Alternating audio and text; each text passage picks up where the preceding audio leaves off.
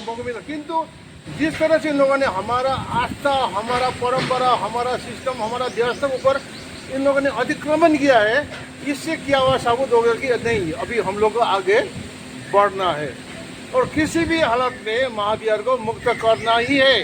अगर नहीं किया तो ये लोगों ने कहा इन लोगों का अतिक्रमण और बढ़ेगा। पहले शिवलिंग स्थापित किया, अभी गवर्नर को बुला के पूजा भी करा रहा है वहाँ पर।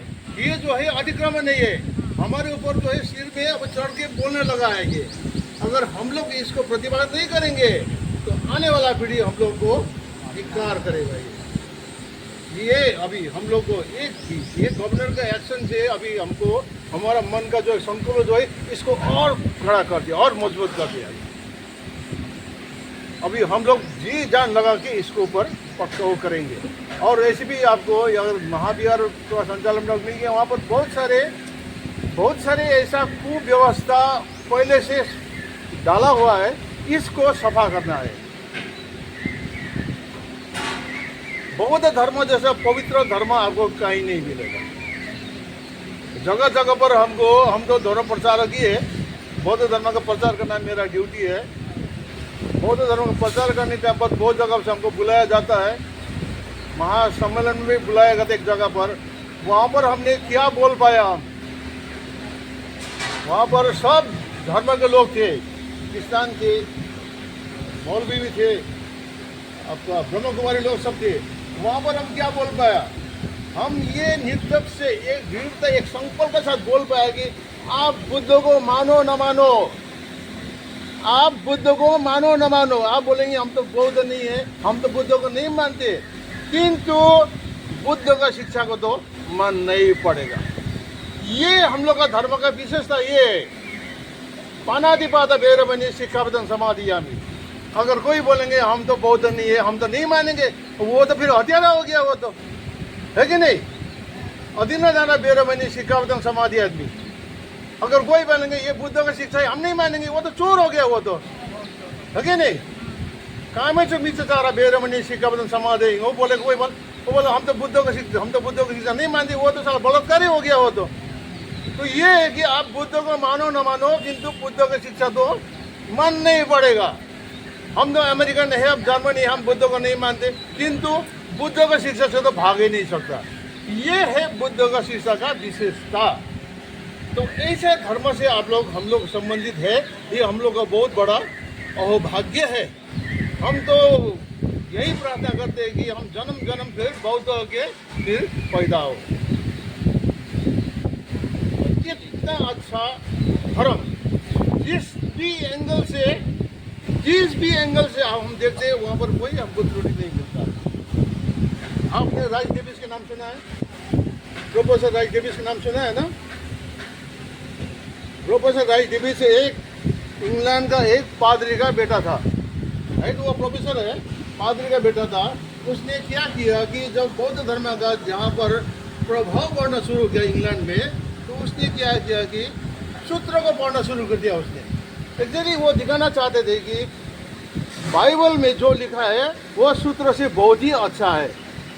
कंपैरेटिव स्टडी, सूत्र और बाइबल का कंपैरेटिव स्टडी वो दिखाना चाहते थे कि Bible is far better than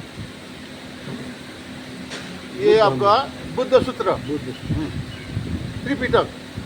पर किंतु उसने पढ़ते गया, जब देखा कि अरे बाप रे, इसको तो किसी भी एंगल से देखने से भी वहाँ पर कोई त्रुटि तो है नहीं। किंतु क्योंकि बुद्ध धर्म जो है, बुद्ध शिक्षा जो है, शुद्ध प्राकृतिक नियम में आधारित है, और प्रकृति तो है ही, प्रकृति के ऊपर तो कोई लांछना नहीं लगा सकता। तो शुद्ध प्राकृतिक नियम में आधारित ये शिक्षा है, इसमें कोई गलती है नहीं। जब देखा कि वहाँ पर तो कोई गलती नहीं है, तो उन लोगों ने क्या किया, इसका जो मकसद वो था कि बौद्ध धर्म को नीचा दिखा के बाइबल का शिक्षा को ऊपर दिखाने का, वो पूरा फेल हो गया। और वो इतना सूत्र से इतना प्रभावित हुआ कि वो खुद ही बुद्धिस्ट बन गया। और इंग्लैंड में जो बौद्ध धर्म का प्रचार हुआ है, उसमें उसका हाथ, बहुत बड़ा हाथ है।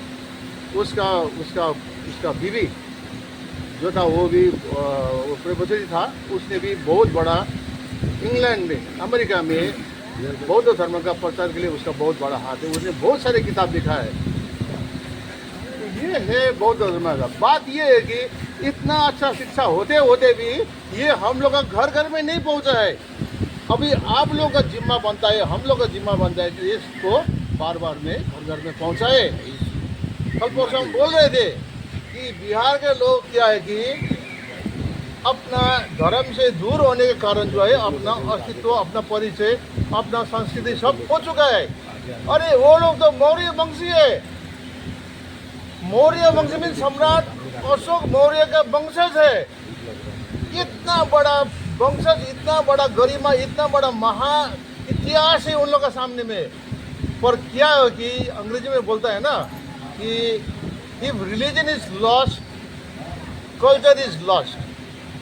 Once culture is lost, identity is lost. Mean अगर धर्म गुम हो गया तो अपना आदमी का क्या हुआ, संस्कृति गुम हो जाता है।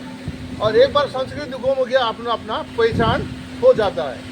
तो अभी यहाँ पर ऐसा हुआ है कि इतना बड़ा मौर्य वंशी लोग अपना पहचान खो चुका है। आज हम ट्रेन में आ रहे थे तो एक बड़ा मेरा बड़ा गूगल में जो एक बूढ़ा बैठा था, वो बोल रहा है आप गया जा रहा है, आप पिंडदान करने जा रहा है। तो बोला अरे क्या भी वो पिंडदान नहीं है, वो पंडादान बोलो आप। हाँ वो तो पंडादान ही है बोलता है। और आप लोगों ने ऐसा अंधविश्वास पाल के रख बैठा है। ये तो पूरा अंधविश्वास है। आप मानते कि नहीं मानते? वो भी लेक्चरर था, हाँ पक्का मानते हैं ये। तो फिर भी मानते हैं, फिर भी काम कर रहे हैं वही। बात ये है ना, अभी हम लोग को आगे बढ़ना है, हम लोग को आगे बढ़ना है। अपना पहचान को सुदृढ़ करके हम लोग मौर्य वंशी है, राजा अशोक का वंशज है हम लोग, संसार ने माना हुआ राजा। हम लोग जब पहले स्कूल में पढ़ते थे कि among the 10,000 monarch the name of Ashoka will rise as a shining star in the sky. Means राजा अशोक का नाम जो है 10,000 सम्राटों में से 10,000 सम्राट में से राजा अशोक का नाम जो है ध्रुव तारा का मुताबिक आकाश में चमकता रहेगा। तो वही सर राजा का कितना राजा आए, कितना राजा इतिहास में विलीन हो गया, किंतु अशोक क्यों अभी भी चमकता रहता है? उनका परिचय है ना, उनका परिचय, उन्होंने जो एक परिचय दिया है इतिहास में वो अभी भी कायम है। तो हम लोग इस महान हस्ती का वंशज होते हुए भी हम लोगों ने अपना परिचय खो दिया है। आप लोगों का काम बनता है कि परिचय को फिर खोजना है, परिचय को खोज के आगे बढ़ना है। सभी का नमो बुद्धा।